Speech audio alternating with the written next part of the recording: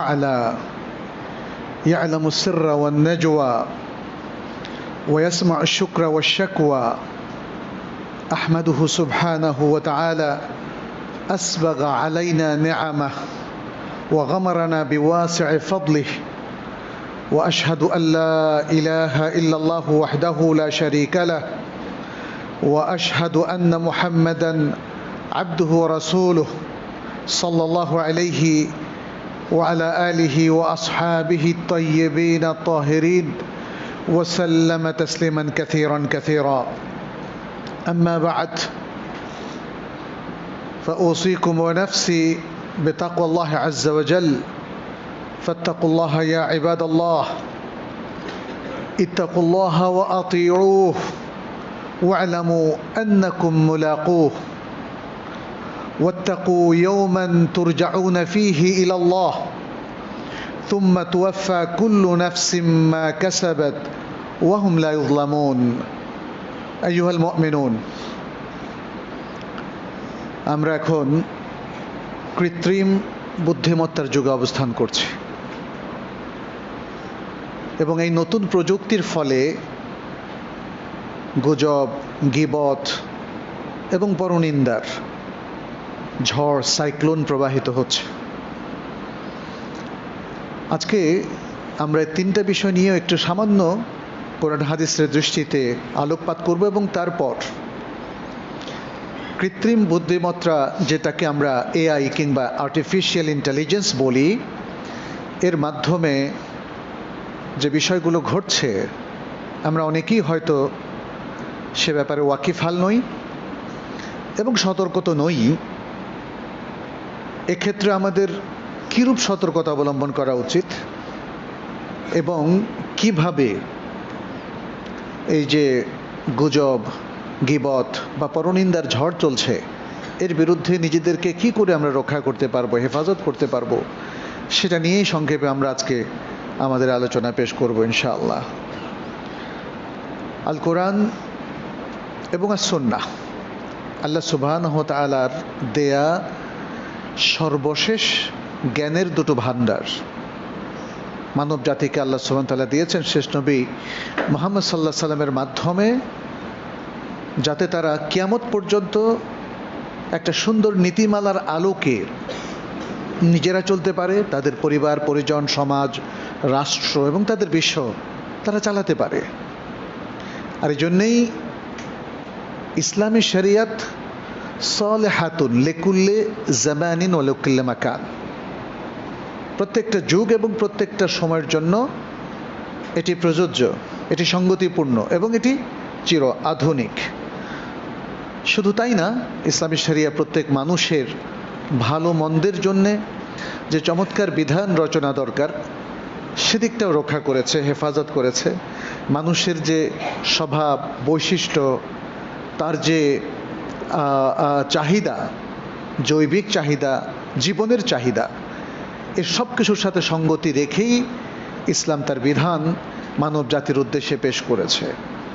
ফলে যে কোনো পরিস্থিতিতে, যে কোনো নতুন প্রযুক্তির ক্ষেত্রে অথবা যে কোনো বিপদ আপদ, সমস্যা, সেটা হোক ব্যক্তিগত, সামাজিক কিংবা রাষ্ট্রীয়, প্রত্যেক ক্ষেত্রে আসলে ইসলাম থেকে সমাধান নেওয়া, এটা আল্লাহ তাআলা অবধারিত করে দিয়েছেন।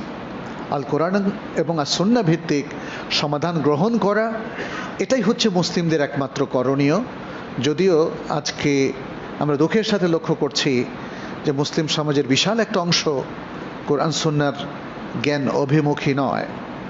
কেউ বা পাশ্চাত্যের কৃষ্টি কালচার অভিমুখী, কেউ বা আধুনিকতার নামে তাদের মন যেমন চায় সেভাবেই তারা করছে, কেউ বা বিকৃত যে সকল চর্চা রয়েছে কিংবা আকিদা কিংবা বক্তব্য রয়েছে, মতবাদ রয়েছে, অনেকেই সেগুলোর অনুসরণ করছেন। অধিকাংশ ক্ষেত্রে আমরা লক্ষ্য করছি যে সেটা না বুঝে, না জেনে। মুসলিম সমাজের মধ্যেও এখন অনেক ফেরকা, অনেক মানুষ, অনেক ধরনের রাজনীতি এখানে চলছে এবং অনেক ধর্মীয় গ্রুপ এখানে আছে। অতএব আজকে এত বিশাল মতবাদ কিংবা দলাদলি অথবা নানা রকম আকীদার মধ্যে আপনাকে সঠিকটাই খুঁজে নিতে হবে। অতএব আপনার আমাকে নিজেকে সেভাবে প্রস্তুত করতে হবে। অনেক কনফিউশন থাকবে, অনেক বিভ্রান্তি থাকবে, অনেক ধূসর এরিয়া, যেটাকে ইংরেজিতে গ্রে এরিয়া বলা হয়, থাকবে। কিন্তু এর মধ্য থেকে আমাদেরকে অবশ্যই সঠিকভাবে সঠিক পথটাকে বেছে নিতে হবে। আমরা যখন কোথাও যাই, যে উদ্দেশ্যে যান, আপনি দেখেন আপনি সবচেয়ে বেস্ট সলিউশনটা নেওয়ার চেষ্টা করেন। যদি কিছু কিনতে চান, আপনার সাধ্য অনুযায়ী সবচেয়ে ভালোটা কেনার চেষ্টা করেন। তাহলে দিনের ক্ষেত্রে সেটা কেন নয়? এখানে অন্ধ অনুকরণ অথবা আশেপাশের লোকদের প্রভাব কিংবা অনেক মানুষের জোরাজুরি, এটা কিন্তু সঠিক পথে উত্তরণ হওয়ার পন্থা নয়। সঠিক পথে উত্তরণ হওয়ার পন্থা ইসলাম একটাই, সেটা হচ্ছে ইলম অর্জনের পথ। ইলম অর্জনের মাধ্যমে এবং বিচারের মাধ্যমে, যাচাই বাছাই করার মাধ্যমে সঠিক জ্ঞানটাকে চিহ্নিত করা এবং সেটাকে ধারণ করা, এটাই ইসলামে একমাত্র পথ। মূলত সারা পৃথিবীর সকল মানুষ তাই করে। যে উদ্দেশ্যে কোনো কাজ করে, কোনো হয়তো চিন্তা ভাবনা মানুষের মধ্যে ছড়িয়ে দেয়, সেখানেও দেখবেন সে কিন্তু যাচাই বাছাই করেই করে। আর এই জন্যে আজকে বিশ্বের যারা মোড়ল, তারাও কিন্তু রিসার্চের প্রতি প্রচণ্ড গুরুত্ব দেয়। গবেষণার বিশাল গুরুত্ব রয়েছে, কারণ গবেষণা ছাড়া সত্যিকারের তথ্য উদ্ধার করা এবং যাচাই বাছাই শেষে অথেন্টিক তথ্যটাকে চিহ্নিত করা, এটা সম্ভব না। আপনি শুনে শুনে অথবা দেখে দেখে অথবা ধারণা করে কিংবা নিজের প্রবৃত্তির অনুসরণ করে আপনি কখনোই সত্য পথে উপনীত হতে পারবেন না। সত্য পথে উপনীত হওয়ার জন্য আপনার, যেটা আমরা বারবার বলি, ইলমকে সবচেয়ে বেশি প্রাধান্য দিতে হবে এবং প্রয়োজনীয় কোরআন সুন্নাহর ইলম অর্জন করে আপনার আকলকে এই ইলম দ্বারা আলোকিত করতে হবে। আর ইমোশনটাকে কন্ট্রোল করতে হবে। ইমোশন মানে আমাদের যে আবেগ, অনুভূতি, আবেগপ্রবণ হয়ে কিচ্ছু করা যাবে না। আমরা যেটা দেখছি আজকে আর্টিফিশিয়াল ইন্টেলিজেন্সের ক্ষেত্রে বলি অথবা অনলাইনে যে কোনো মন্তব্য করা, যে কোনো রিয়াকশান দেওয়া, সব কিছুর ক্ষেত্রে অধিকাংশ মানুষ আবেগপ্রবণ হয়ে কাজ করছে এবং তার যে চিন্তা চেতনা, মানে কোনো রকম যাচাই বাছাই ছাড়াই যে কোনো একটা তথ্যকে সে হয় সমর্থন করছে অথবা তার বিপক্ষে সে অবস্থান গ্রহণ করছে। হ্যাঁ, কাউকে হয়তো হাঁ করছে, আবার কাউকে খুবই খারাপ কথা সে মানে উল্লেখ করছে, লিখছে কারো বিরুদ্ধে। তো এই জিনিসগুলো নিয়ে আমরা কথা বলবো। প্রথমত আমরা বলবো যে নবী সাল্লাল্লাহু আলাইহি সাল্লাম আমাদের এই যে প্রকাশ করার যে শক্তিগুলো আছে, যে অঙ্গ প্রত্যঙ্গগুলো আছে, এগুলোর ব্যাপারে তিনি আমাদেরকে সতর্ক করেছেন। একটা দীর্ঘ হাদিস ইমাম তিরমিজি রাহিমাহুল্লাহ তিনি তার সুনান গ্রন্থে বর্ণনা করেছেন এবং এর শেষে বলেছেন হাদিসুন হাসানুন সাহিহ। শেখ আলবানী এটাকে হাসান বলেছেন, কোথাও সহিহ বলেছেন। দীর্ঘ সে হাদিস মুআয ইবনে জাবাল রাদিয়াল্লাহু তাআলা আনহু থেকে বর্ণিত। তিনি কোনো এক ভ্রমণে নবী সাল্লাল্লাহু আলাইহি ওয়াসাল্লামের কাছাকাছি এসে তাকে একটু বললেন, ইয়া রাসূলুল্লাহ আখবিরনি আন আমালিন ইউদখিলুনি আল জান্নাতা ওয়া ইউবাইদুনি মিনান নার। আপনি আমাকে একটা আমল শিখিয়ে দিন, দেখিয়ে দিন, অবহিত করুন আমল সম্পর্কে, যেটি আমাকে জান্নাতে প্রবেশ করাবে এবং জাহান্নাম থেকে আমাকে দূরে সরিয়ে রাখবে। নবী সাল্লাল্লাহু আলাইহি ওয়াসাল্লাম বললেন, লাকাদ সাআলতা আন আযীম, তুমি অত্যন্ত গুরুত্বপূর্ণ একটা বিষয় সম্পর্কে জিজ্ঞেস করেছ। ওয়া ইন্নাহু লায়াসিরুন আলা মান ইয়াসসারাহু আল্লাহু আলাইহি, আল্লাহ যার জন্য সহজ করেছেন তার জন্য জান্নাতে প্রবেশ করা, জাহান্নাম থেকে মুক্ত থাকা সহজ। শর্ত হলো কি? আল্লাহ সহজ করে দিতে হবে, আল্লাহ যার জন্য সহজ করেছেন। তখন তিনি একটা একটা করে বললেন, তা'বুদুল্লাহ ওয়া লা তুশরিকু বিহি শাইআ ওয়া তুকিমাস সালাতা ওয়া তু'তিয়াজ যাকাতা ওয়া তাসুমা রমাদান ওয়া তাহুজ্জাল বাইত। তুমি আল্লাহর ইবাদত করবে এবং তার সাথে কোনো শরিক করবে না, সালাত কায়েম করবে, যাকাত দেবে, রমাদানের সিয়াম পালন করবে এবং হজ করবে। এরপরে একে একে আরও কয়েকটা বিষয় তিনি উল্লেখ করলেন। তিনি মুআয ইবনে জাবাল যেহেতু খুব গুরুত্বপূর্ণ বিষয় সম্পর্কে জিজ্ঞেস করছেন, তিনি নবী সাল্লাল্লাহু আলাইহি ওয়াসাল্লামের পর বললেন, আলা উখবিরুকা, আমি কি তোমাকে অবহিত করব না, বিরাসিল আমরি কুল্লিহি, সব কিছুর মূল বিষয় সম্পর্কে, ওয়া আমুদিহি, এবং তার স্তম্ভ সম্পর্কে, ওয়া যিরওয়াত সিনামিহি, এবং তার সর্বোচ্চ শিখর সম্পর্কে। মুআয রাদিয়াল্লাহু তাআলা বললেন, বালা ইয়া রাসূলুল্লাহ, অবশ্যই হে আল্লাহর রাসূল। তিনি বললেন, রাসুল আমরে আল ইসলাম, মূল জিনিসটা হলো কি? ইসলাম। ওয়া আমুদুহু আস-সালাহ, তার স্তম্ভ হলো as-সালাহ, সালাত, সালাত আদায় করা, সালাত কায়েম করা। ওয়া যিরওয়াতু সিনামিহি আল জিহাদ, এবং তার সর্বোচ্চ শিখর হলো আল জিহাদ। এরপরে তিনি আবারও বললেন, আলা উখবিরুকা বিমালাকি যালিকা কুল্লি, আমি কি এর সব কিছুর সার জিনিসটা আমি তোমাকে অবহিত করব কিনা? তখন মুআয বললেন, অবশ্যই। তিনি বললেন, কুফা আলাইকা হাদা, কুফা আলাইকা হাদা, তুমি তোমার এই জিহ্বাকে সংযত রাখবে। মুআয রাদিয়াল্লাহু তাআলা জিজ্ঞেস করলেন, ইয়া রাসূলুল্লাহ, ওয়া ইন্না লামুআখাযুনা আলা মা নাতাকাল্লামু বিহি, আমরা যে কথা বলছি এজন্য কি আমাদেরকে জিজ্ঞাসাবাদ করা হবে? আমরা যে কথাগুলো বলছি, আমরা ভাবছি যে আড্ডা দিচ্ছি, কথা বলছি, এগুলো দিয়ে আমরা ফান করছি, মজা করছি। মুআয ইবনে জাবাল তিনিও রাসূল সাল্লাল্লাহু আলাইহি ওয়াসাল্লামের প্রিয় সাহাবী, বিস্মিত হয়ে তাকে বললেন, আমাদের কি তাহলে এজন্যে জিজ্ঞাসাবাদ করা হবে? তখন নবী সাল্লাল্লাহু আলাইহি ওয়াসাল্লাম তাকে বললেন, সাকিলাতকা উম্মুকা ইয়া মুআয, হে মুআয, তোমার মা তোমাকে হারিয়ে ফেলুক। এটা একটা আরবি উসলুব, খুব গুরুত্বপূর্ণ কথা বলার আগে তারা এটা বলে ফেলে। এটার দ্বারা বদদুয়া করার উদ্দেশ্য নয় কিন্তু। ওয়াহাল ইয়াকুবুন নাসা ফিন নারি আলা উজুহিহিম আও আলা মানাখিরিহিম ইল্লা হাসাইদু আলসিনাতিহিম, তিনি বললেন, মানুষকে জাহান্নামে তাদের মুখমণ্ডল কিংবা নাকের উপরে ভর করে, বুঝতে পারছেন, তাকে তার মুখমণ্ডল তখন মাটিতে ঘষা খাবে, অথবা তার নাক, মুখমণ্ডল ঘষা খেলে নাকও ঘষা খায়। কিন্তু এখানে রিওয়ায়াতে এসেছে আলা উজুহিহিম আও আলা মানাখিরিহিম, তাদেরকে এভাবে জাহান্নামে টেনে নেওয়া যাওয়া হবে, টেনে নিয়ে যাওয়া হবে। সেটার কারণ তাদের জিহ্বার এই অর্জন ছাড়া আর কি? তার মানে হচ্ছে আমরা যা কথা বলছি, লিখছি, পড়ছি, শুনছি বা বিশ্বাস করছি, সবই কথা, সবই কিন্তু কথা। কখনো সেটা সরব কথা যেটা জিহ্বা দিয়ে উচ্চারণ করা হচ্ছে, কখনো সেটা নীরব কথা যখন সেটা লেখা হচ্ছে, সবই কিন্তু কথা।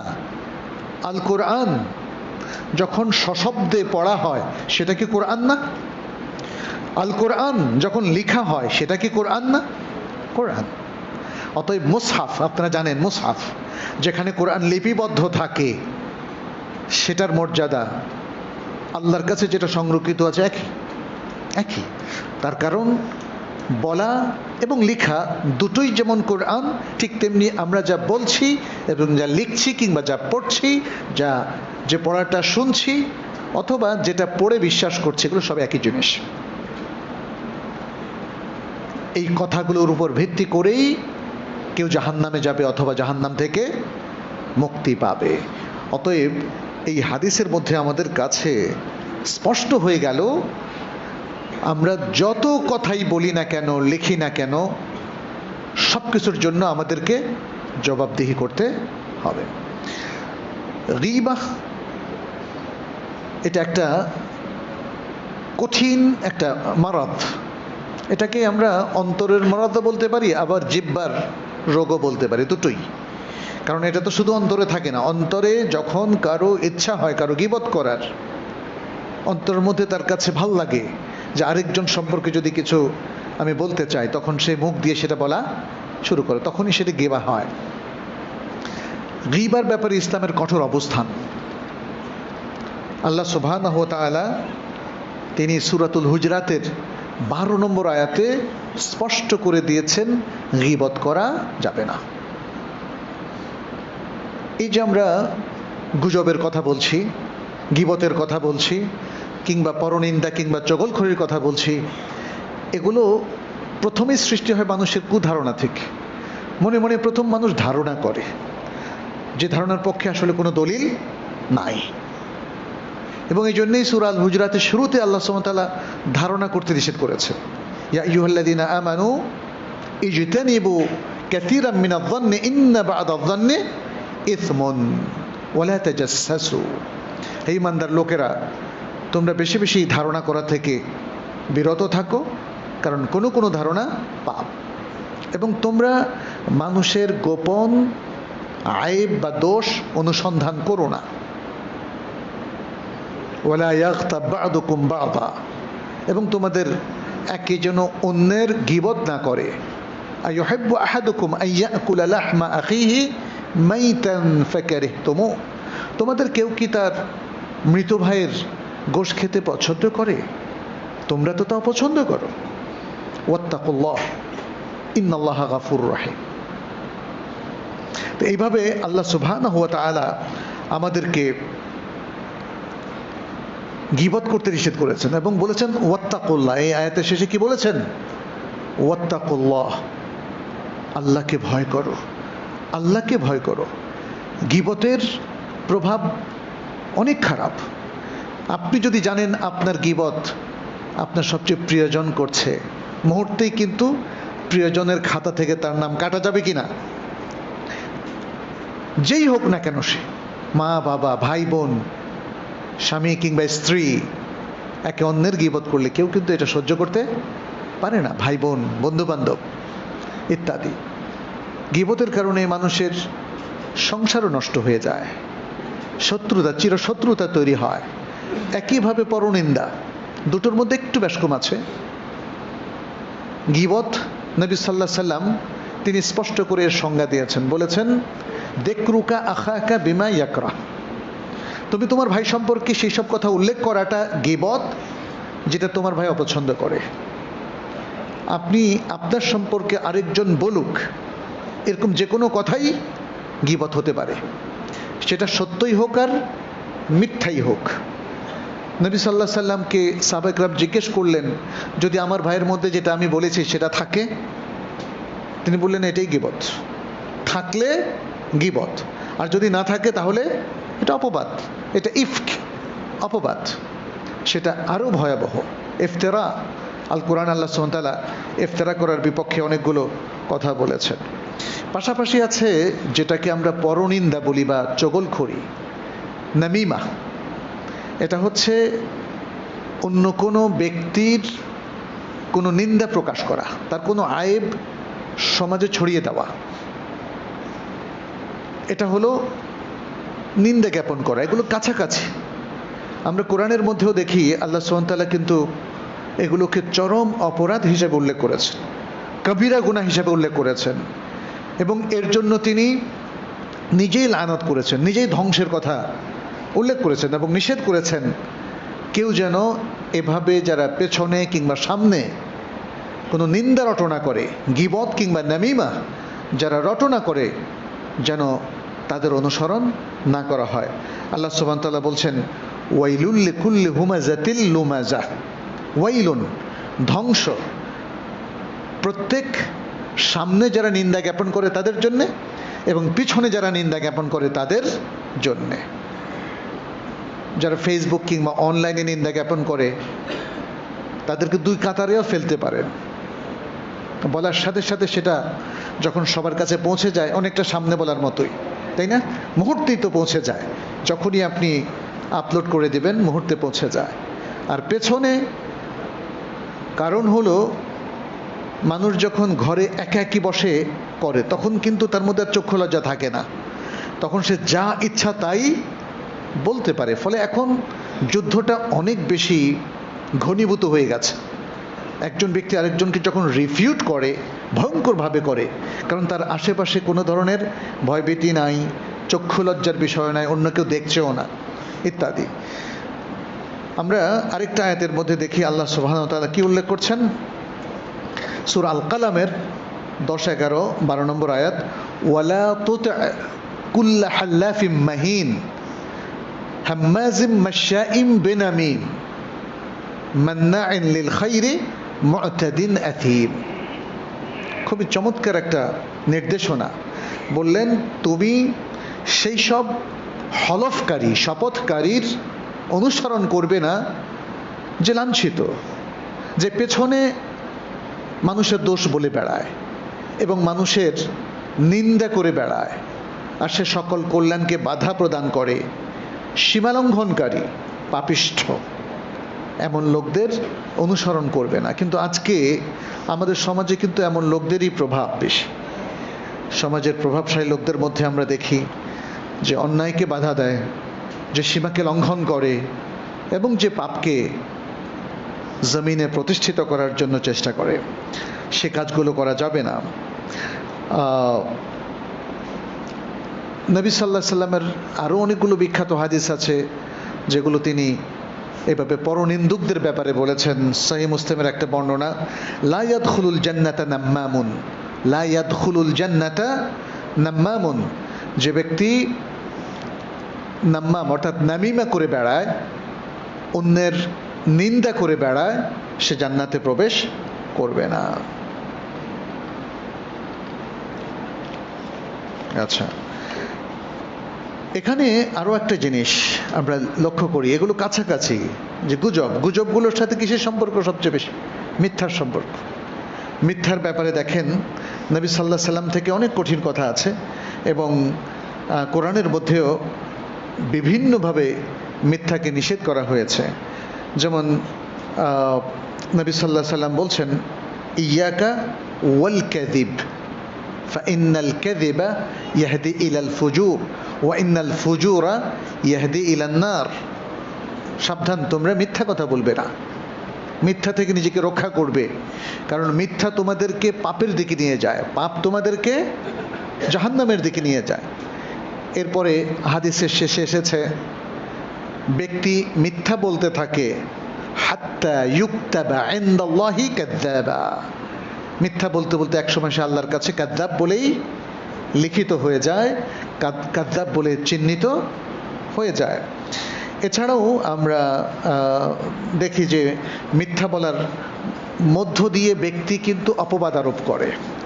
পৃথিবীতে এই যে আপনি কুফরি শক্তি দেখছেন, ইসলাম বিরোধী শক্তি, ইসলামের শত্রু, এরাও কিন্তু মিথ্যার উপরেই তাদের নিজেদেরকে স্থাপন করেছে। যারা আল কোরআনকে আল্লাহর কিতাব হিসাবে অবিশ্বাস করে, এটা কি মিথ্যা না? পৃথিবীর সবচেয়ে বড় মিথ্যা। নবী সাল্লাল্লাহু আলাইহি সাল্লামের রিসালাতকে যারা অস্বীকার করছে, এভাবে যারা ইসলামের বিভিন্ন বিধানকে অস্বীকার করছে, হ্যাঁ, এভাবে যত কিছু, যত সত্যকে অস্বীকার করছে, এটা হলো মিথ্যা এবং এটা হলো ইফতারা আলাল্লাহ, আল্লাহর উপর অপবাদ। আল্লাহ সুবহানাহু ওয়া তাআলা সূরাতুন নাহলের মধ্যে বলছেন, ইন্নামা ইয়াফতারিল কাযিবাল্লাযীনা লা ইউমিনুনা বিআয়াতিল্লাহ ওয়া উলাইকা হুমুল কাযিবুন। নিশ্চয়ই আল্লাহর উপর মিথ্যা আরোপ করছে, মিথ্যা রটনা করছে সেই সব লোকেরা যারা আল্লাহর আয়াতগুলোকে স্বীকার করে না, যারা আল্লাহর আয়াতগুলোর প্রতি ঈমান রাখে না। ওয়া উলাইকা হুমুল কাযিবুন, এবং অবশ্যই তারাই হলো কি? মিথ্যাবাদী। ওয়া উলাইকা হুমুল কাযিবুন, তারাই হলো মিথ্যাবাদী। মিথ্যাকে এখন নানাভাবে উপস্থাপন করা হচ্ছে। আজকের আধুনিক শিক্ষা ব্যবস্থার মধ্যে মিথ্যাকেই কিন্তু তুলে ধরা হচ্ছে।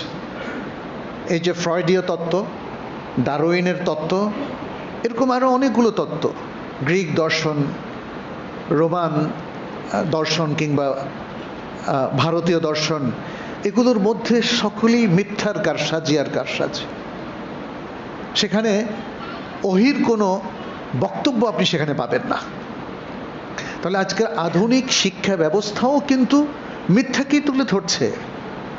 এবং মিথ্যাকে এত যৌক্তিকভাবে, এত সুন্দরভাবে তুলে ধরছে যে আমাদের শিক্ষার্থীরা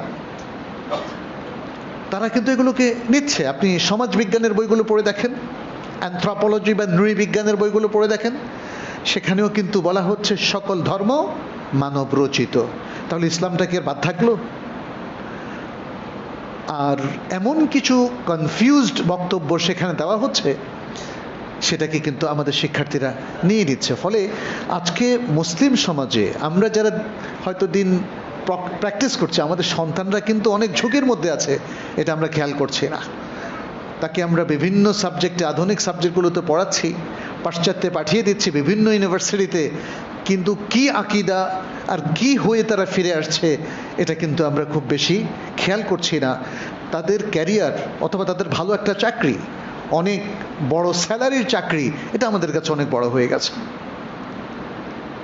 আজকের যে অনলাইন কিংবা অফলাইন যে সংবাদপত্র ম্যাগাজিনগুলো আছে, সেখানেও দেখবেন অনেক মিথ্যাকে খুবই রং চড়িয়ে কিংবা খুব সুন্দর ভাষায় উপস্থাপন করা হচ্ছে।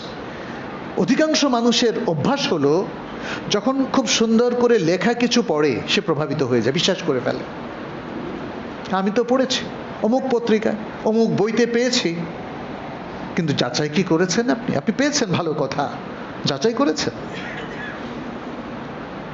মানে পুরো মানুষের স্রোতে চলা শুরু করেছে আমাদের মুসলিম সমাজের অধিকাংশ মানুষ। ফলে আর সব মানুষের যে পরিণতি, আমাদের একই পরিণতি হচ্ছে।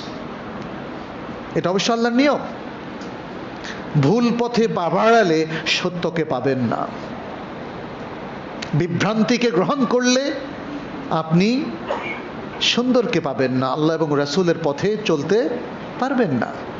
তাহলে আপনাকে নিশ্চিত হতে হবে যা কিছু এ সমাজে প্রচার করা হচ্ছে, কোনটা তার মধ্যে সঠিক এবং কোনটা তার মধ্যে বেঠিক। এই যোগ্যতা নিজের মধ্যে অর্জন করতে হবে আপনাকে। এই যোগ্যতা অর্জন করা ছাড়া সত্য মিথ্যার মধ্যে যে দোলাচল, সেখানে আপনি অসহায়ের মতো মিথ্যাকে গ্রহণ করবেন। কারণ আমরা দেখেছি রাজনীতির ক্ষেত্রে যেমন ম্যাকিয়াভেলির রাজনীতি আছে, তাই না? ঠিক সংবাদপত্র, সংবাদ পরিবেশনের ক্ষেত্রে, তথ্য পরিবেশনের ক্ষেত্রেও কিন্তু নানা ধরনের কারসাজি হচ্ছে। আপনারা কি লক্ষ্য করেননি? আমাদের জাতীয় শিক্ষাক্রমের মধ্যেও তো এই ধরনের মিথ্যার স্থান আমরা লক্ষ্য করেছি, তাই না? ইভেন মাদ্রাসার বইয়ের মধ্যে আপনি দেখবেন প্রচুর তথ্য বিভ্রাট রয়েছে। সেখানে দেখবেন ফিকহের বইগুলোতে নাওয়াইতুয়ানকে, মানে যে নিয়ত মুখে উচ্চারণ করা উলামায়ে কেরাম বেদাত বলে ঘোষণা দিয়েছেন, সেগুলো পর্যন্ত পাঠ্যভুক্ত করা হয়েছে। আল্লাহ কোথায় আছেন, আল্লাহ সম্পর্কিত জ্ঞান কিংবা রাসূল সাল্লাল্লাহু আলাইহি সাল্লাম সম্পর্কিত জ্ঞানের মধ্যে প্রচুর তথ্য বিভ্রাট আছে। এবং যারা এগুলো লিখেছেন তারা জেনে বুঝেই লিখেছেন, ইচ্ছা করেই এই তথ্যগুলো দেওয়া হয়েছে। আবার স্কুল টেক্সট বুক বোর্ডে সেখানেও দেখবেন যে অনেক তথ্য একটা চক্র ঢুকিয়ে দিয়েছে। আমাদের যে অথেন্টিক ইসলামিক যে তথ্যগুলো ছিল, নবী সাল্লাল্লাহু আলাইহি সাল্লামের যে জীবনী ছিল, বা ইসলামের আরও সুন্দর সুন্দর যে কথিকাগুলো ছিল, সেগুলোকে রিপ্লেস করা হয়েছে এমন কিছু দিয়ে যেগুলোর মধ্যে সত্যতা আসলে নেই। কেউ হয়তো বলবেন যে তোমাদের কাছে এটা সত্য, আমাদের কাছে এটা সত্য, ভালো কথা, বাট আমাদের দুজনের মধ্যে যদি সত্য দুরকম হয়, এটাকে যাচাই করার সুযোগ আছে না? এটা তো মুসলিমদের দেশ, এটা মুসলিম সমাজ। অতএব এখানে আপনি কোরআন সুন্নাহকে বাদ দিয়ে সত্যের আরেকটা ভান্ডার নিয়ে আসবেন, এটা কিন্তু এখানে চলবে না। এটা মুসলিমদের কাছে কোশ্চেন কালেও গ্রহণযোগ্য হয়নি এবং হবেও না। অতএব আমাদের কাছে সত্যের মাপকাঠি একটাই, কি সেটা? ওহীর জ্ঞান, আল কোরআন এবং আস সুন্নাহ। আমরা স্কুলেই পড়ি, কলেজে পড়ি, ইউনিভার্সিটিতে পড়ি, অথবা মাদ্রাসায় পড়ি কিংবা মক্তবে পড়ি, যেখানেই পড়ি না কেন, আমাদের কাছে যে কোনো সত্য চিহ্নিত করার মানদণ্ড, মাপকাঠি হলো আল কোরআন এবং আস সুন্নাহ। পৃথিবীতে এর চাইতে সুন্দর, এর চাইতে শ্রেষ্ঠ আর কোনো ভান্ডার নেই। আমরা এখন আসবো একটু আজকে তাহলে আমাদের সমাজে হচ্ছে এটা কি। অনলাইনে যখন থেকে 2000 সালের কিছুকাল পরে ইউটিউব আসলো, ফেসবুক আসলো, সোশ্যাল নেটওয়ার্ক আসলো, প্রথম দিকে ভালোই ছিল। সবাই ভাবলো যে কি সুন্দর প্রযুক্তি, তাই না? কিন্তু এখন চাইলেও কিন্তু আপনি বের হতে পারছেন না। কিন্তু এটা এতটাই গান্দা হয়ে গেছে, এতটাই নোংরা হয়ে গেছে, আমরা কেউ কিন্তু কমফোর্ট ফিল করছি না। বরং আমরা আমাদের সন্তানদেরকে হারাতে বসেছি, আমাদের তরুণ ছোট ভাইদেরকে হারাতে বসেছি, তরুণীদেরকে। সারাক্ষণ এই ট্যাবের মধ্যে, অ্যান্ড্রয়েড ফোনের মধ্যে, এই গ্যাজেটের মধ্যে তারা লিপ্ত থাকে, বসে থাকে। এমন কিছু এখানে দেওয়া হয়েছে, মানুষের নেশায় ধরে যায়। আমরা আগে ভাবতাম সিগারেট, তামাক কিংবা মদের নেশা, তা আমার কাছে মনে হয় এটাকে এডিকশন বলা হয়, আসক্তি।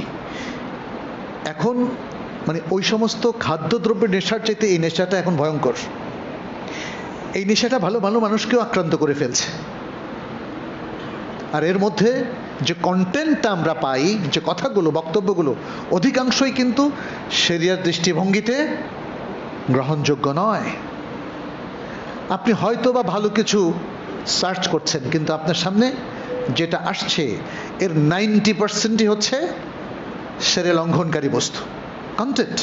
কারণ যারা এগুলোকে পরিচালনা করছে তারা কিন্তু ইসলামকে কখনোই তাদের হিসাবের মধ্যে রাখে নাই। ইসলামিক এটিকেটস, নীতিমালা, ইসলামিক যে নৈতিকতা, এগুলো কিন্তু তাদের হিসাবের মধ্যে নাই। তাহলে সেই জাতির জিনিসগুলোকে মুসলিমরা দুই হাতে বরণ করে নিচ্ছে। এটা আমাদের জন্য কিন্তু অত্যন্ত ভয়ঙ্কর একটি বিষয়। এই জিনিসটা আমি আপনাদেরকে বলবো, যেহেতু আজকে গুজব রটানো, মিথ্যা বলা, গীবত এবং পরনিন্দার বিষয়গুলো আপনাদের সামনে তুলে ধরলাম। মনে রাখবেন, আপনাদেরকে প্রতি মুহূর্তে এগুলো লেখা, পড়া, শোনা থেকে বিরত থাকতে হবে। আপনাকে প্রত্যেকটা তথ্যকে যাচাই করতে হবে।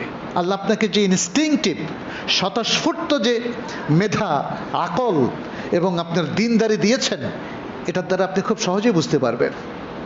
নবী সাল্লাল্লাহু আলাইহি ওয়াসাল্লাম তো সেটা বলেছেনই, পাপ তোমার অন্তরে তোমাকে জানিয়ে দিবে।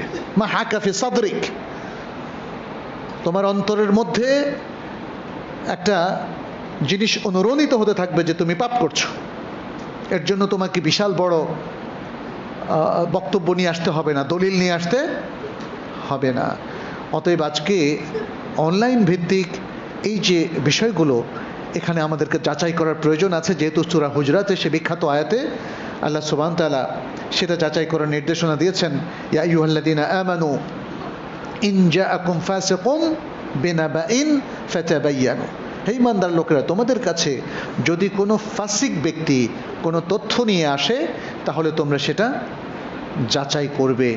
যদি না করো, তাহলে হয়তো এমন কিছু করে বসবে যার জন্য তোমরা পরে লজ্জা পাবে। আমরা গত খুতবায় এই বিষয়গুলো নিয়ে কথা বলেছি যে তথ্য পরিবেশনের শরঈ নীতিমালা কী, এবং সেক্ষেত্রে যাচাই বাছাইটা আমরা কিভাবে করব, এবং কিভাবে তথ্যটাকে, সঠিক তথ্যটাকে আমরা চিহ্নিত করতে পারবো, এটা নিয়ে আমরা আলোচনা করেছি। আজকে কৃত্রিম বুদ্ধিমত্তা নিয়ে আমরা কিছু কথা বলতে চাই।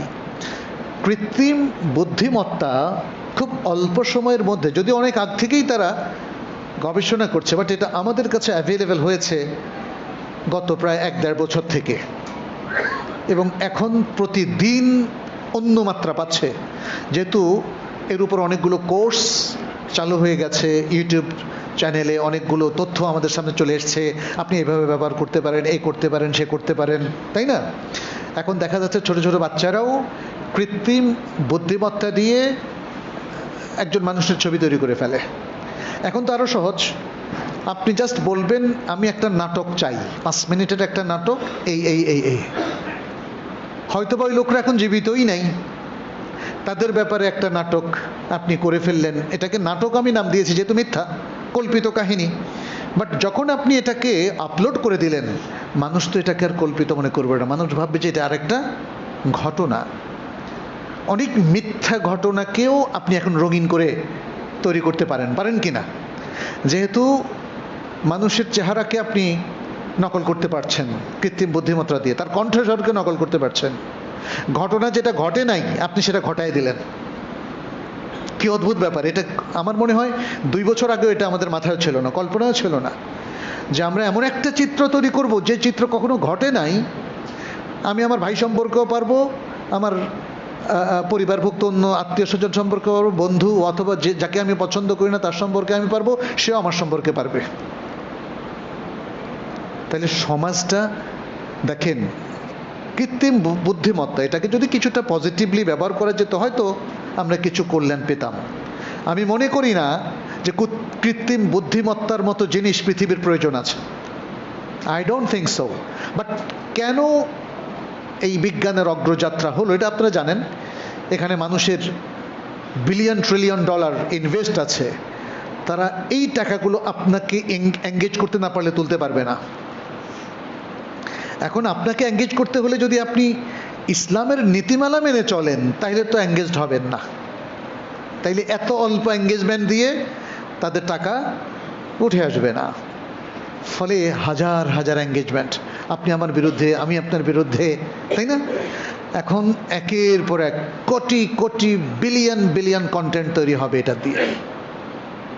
আর আপনারা হয়তো জানেন এআই এর আরেকটা বিশাল ক্ষতিকর দিক হলো সে আমাদের সারা পৃথিবীর আবহাওয়াকে নষ্ট করছে।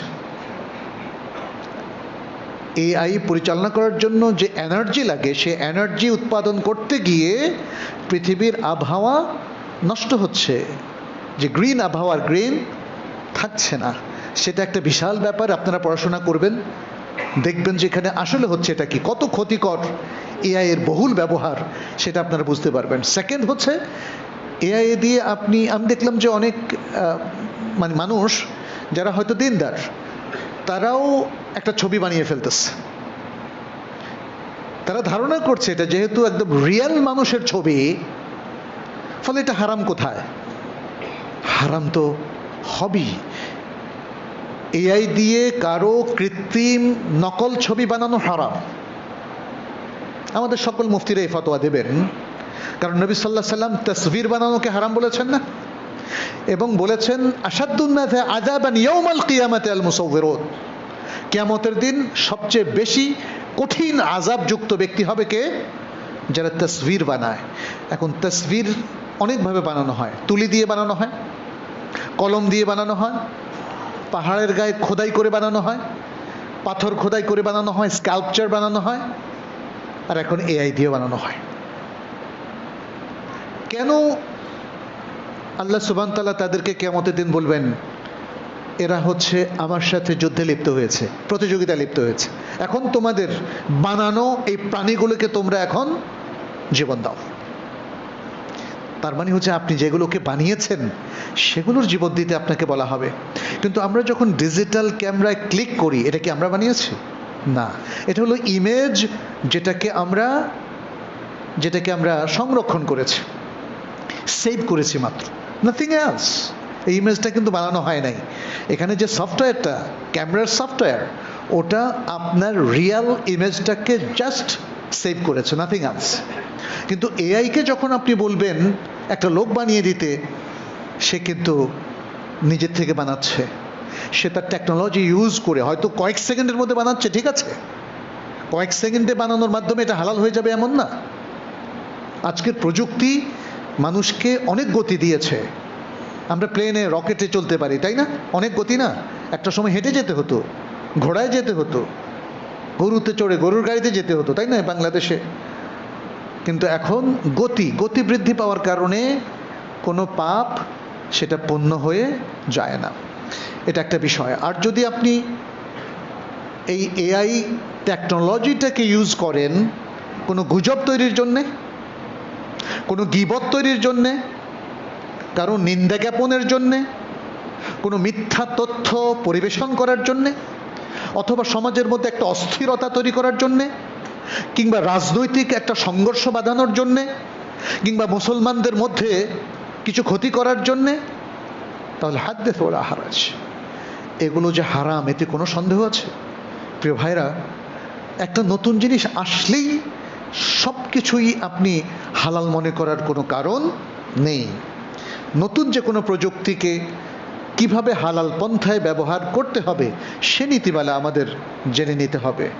আপনি আমাদের ওলামাই কেরাম তারা এআই নিয়ে অবশ্যই কথা বলেছেন এবং এক্ষেত্রে তাদের বক্তব্য আছে, তাদের আর্টিকেল আছে, প্রবন্ধ আছে, বই আছে, সেগুলো আপনারা পড়ুন। সেগুলো পড়ে ইসলামী নীতিমালার আলোকে আধুনিক যে কোনো প্রযুক্তিকে আপনারা ব্যবহার করুন, সেটা সোশ্যাল নেটওয়ার্ক হোক, অ্যান্ড্রয়েড ফোন হোক, ক্যামেরা হোক, কিংবা আর্টিফিশিয়াল ইন্টেলিজেন্সের নানা টেকনোলজি যেগুলো আপনি ইউজ করতে চান সেটা করতে পারেন, কোনো অসুবিধা নেই।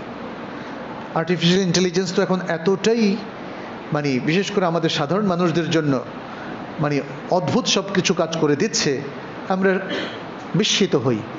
আপনি 5 পৃষ্ঠা বাংলা যদি আপনি স্ক্যান করে দেন, দেখা যাচ্ছে যে আপনাকে মুহূর্তের মধ্যে সামারি করে দিচ্ছে।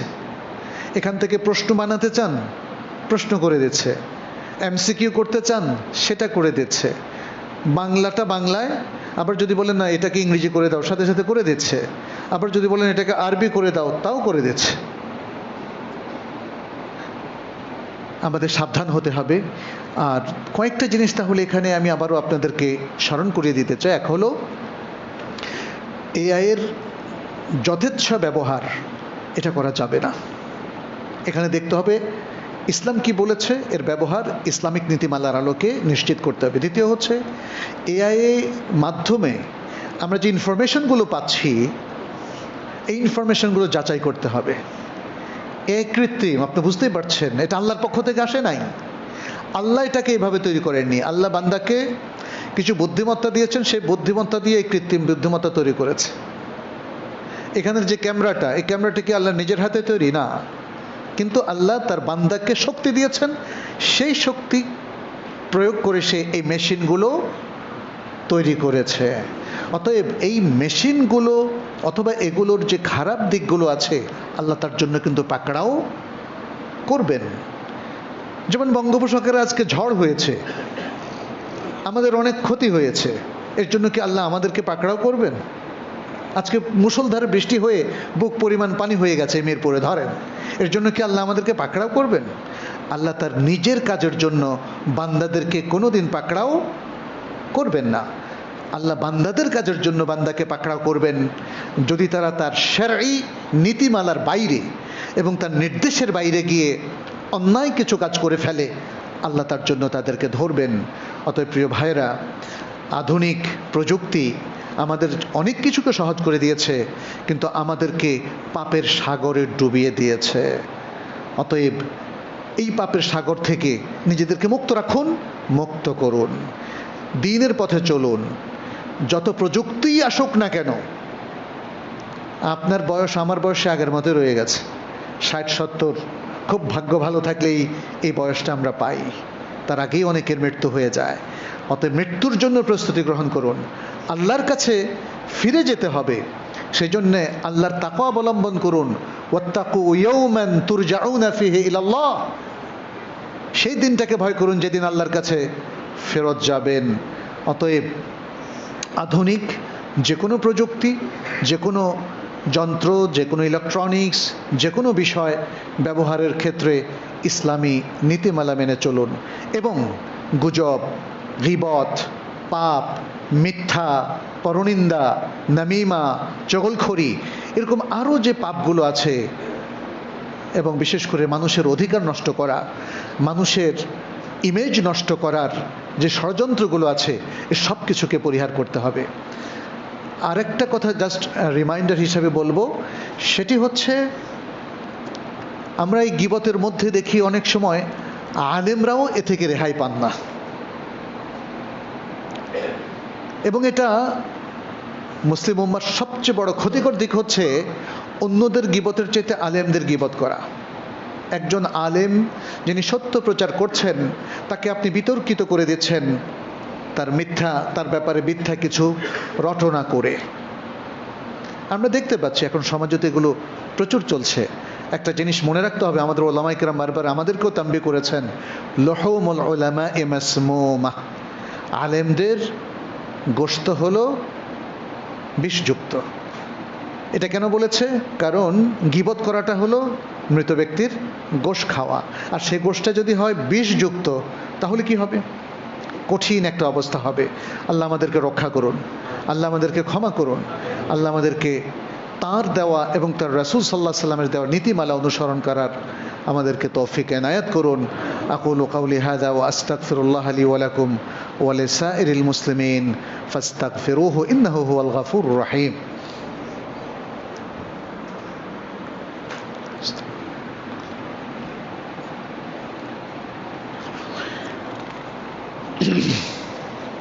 আলহামদুলিল্লাহি আলা ইহসানিহি والشكر له على فضله وامتنانه وأشهد أن لا إله إلا الله وحده لا شريك له وأشهد أن محمدا عبد الله ورسوله صلى الله عليه وعلى آله وصحبه ومن تبعهم بإحسان إلى يوم الدين وسلم تسليما كثيرا كثيرا. عباد الله اتقوا الله واعلموا أن علينا اتباع سنة نبينا محمد صلى الله عليه وسلم. أيها المؤمنون, আমরা সচেতন হওয়াটা খুব জরুরি।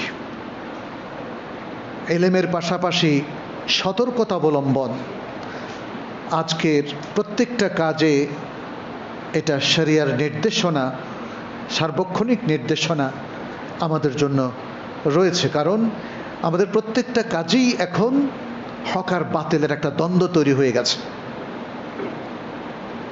আমরা আমাদের ব্যবসা বাণিজ্য বলি, প্রশাসনিক কর্মক্ষেত্র বলি, চাকুরি বলি, ব্যাংকিং বলি, অথবা আমাদের পারস্পরিক মুআমালা, সমাজের প্রত্যেকটা কাজে হক আর বাতিলের উপস্থিতি সমভাবে লক্ষণীয়।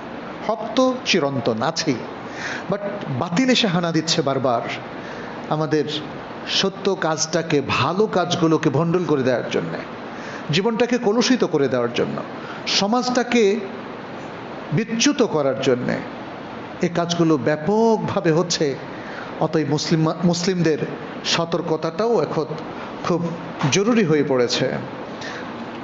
আমরা যে কোনো কাজের ক্ষেত্রে, যে কোনো বক্তব্যের ক্ষেত্রে, যে কোনো মন্তব্যের ক্ষেত্রে, পত্রিকার যে কোনো সংবাদের ক্ষেত্রে চূড়ান্ত সতর্কতা অবলম্বন করা উচিত এবং এর মধ্যে যাচাই বাছাই করে যেটা সঠিক সেটাকে গ্রহণ করা উচিত। এমনকি মাসআলা মাসাইলের ক্ষেত্রেও, আকীদার ক্ষেত্রেও, তাই না?